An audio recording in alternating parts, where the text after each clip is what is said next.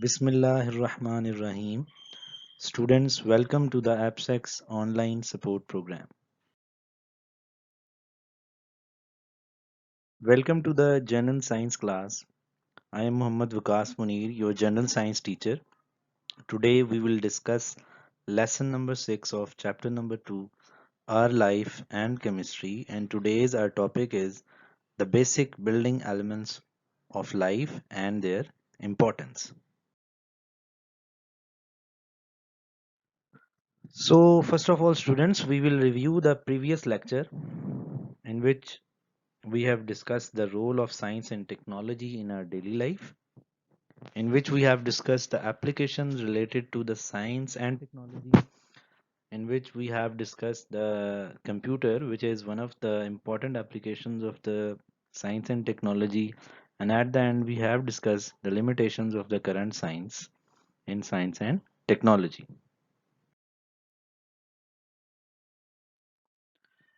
Now, today we will discuss lesson number 6, basic building elements of life and their importance. So the objective of today's lesson, we student will be able to describe the basic building elements, that is carbon, hydrogen and oxygen, and we will also learn the importance of carbon, hydrogen and oxygen in our life. Well, students, I will introduce the lesson that in the body of the living organisms, many elements are found in different quantities. In them, carbon, hydrogen and oxygen have great importance. For example, the quantity of carbon in our body is 18%, the quantity of hydrogen in our body is 9.5%, and the quantity of oxygen is 65%. The human body also constitute these three elements. These elements combine to form organic compounds such as protein, carbohydrates, and lipids. So, student, I will tell you about organic compounds actually. Organic compounds are the compounds which contain carbon as well as the hydrogen. For example, glucose is one of the best example of the organic compounds. Its formula is C6H12O6. So it contains carbon as well as hydrogen. Methane is also an organic compound. So organic compounds, students, are the compounds which contain carbon as well as hydrogen.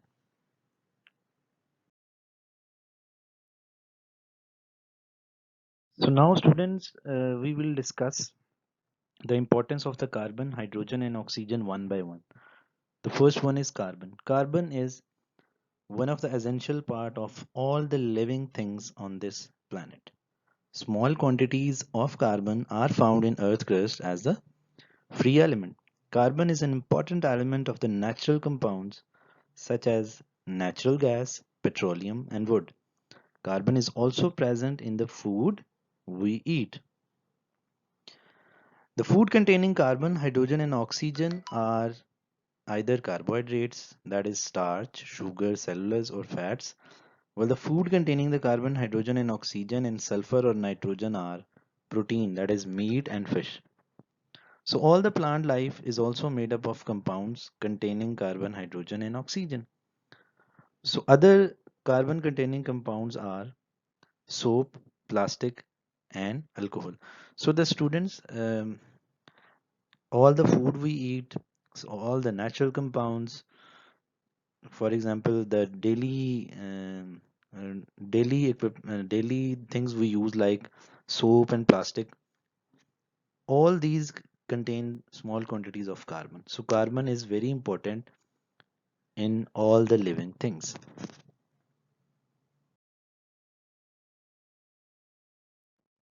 So the next is hydrogen.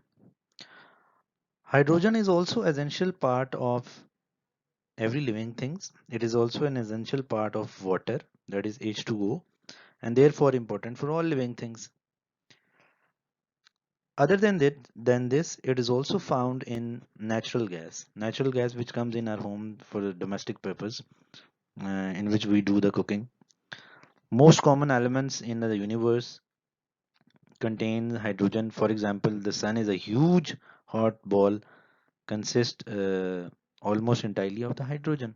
So hydrogen, students, is also a very important part of our life. Most of the things we use contain hydrogen.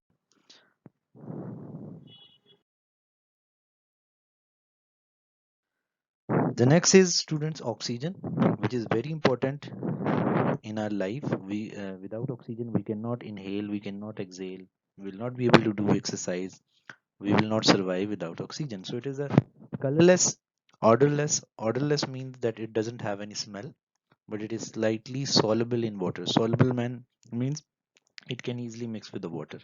All the aquatic life, uh, all the aquatic life like fish rely on this property.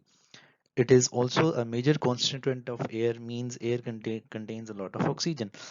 Moreover, the various organic compounds contain oxygen, for example, glucose, sugar, fat, cellulose, and proteins.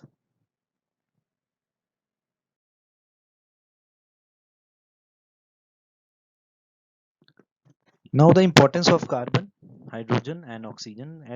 As we have already discussed the importance of the carbon, hydrogen, and oxygen, now we will discuss two processes related to the importance of related to their importance. The first one is respiration. Student, as we know that oxygen is essential for life, it plays an important role in respiration.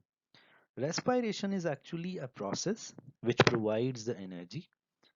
And the second process, the photosynthesis, which is a direct or the indirect source of food for living things. Plants actually make food using the process of photosynthesis.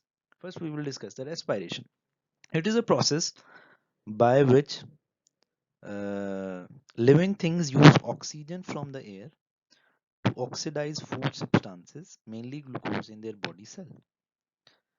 The equation for this process is glucose plus oxygen goes to carbon dioxide plus water plus energy. So students, when we breathe in, we take air into our lungs. The oxygen from the air then dissolves in the blood, then in our lungs. This dissolved oxygen is taken by the hemoglobin to all parts of our body to react with the glucose to produce energy. So at the same time, carbon dioxide is produced as a waste product which is taken back to the lungs and breathed out. Our blood is actually red due to the presence of the hemoglobin. Hemoglobin is important constituent of the blood, students. So carbon dioxide is produced as a waste product in the process of respiration.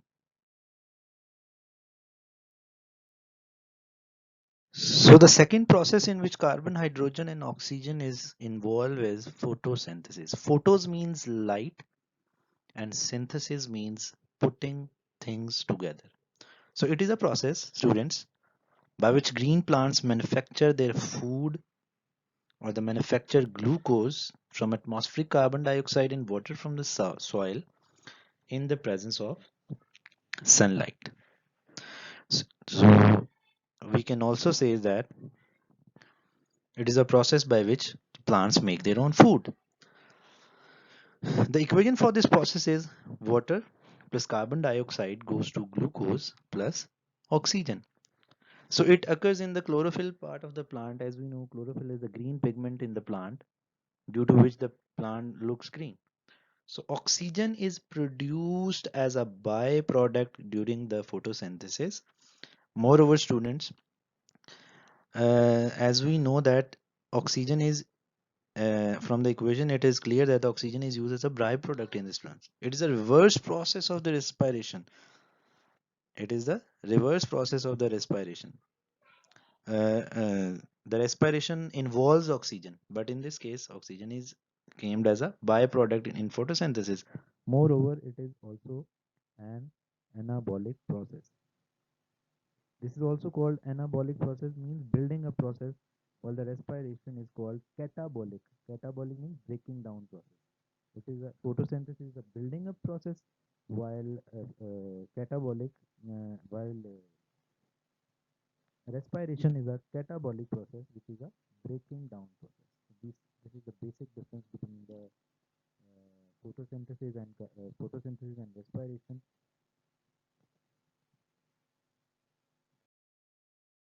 I hope students you have understood today's lecture. Now I will discuss the assignment or the homework which you have to do on your NEET notebooks. That is, the first question is differentiate between respiration and photosynthesis. The second question you have to write down on your notebooks is write down the equations for the photosynthesis and respiration. And the third question is write down the importance of oxygen in our life. You can email me your assignment or the homework at my email address which I have given. Moreover, I have also given my cell number to you. You can freely ask any question related to the topic. I hope you understood the lecture.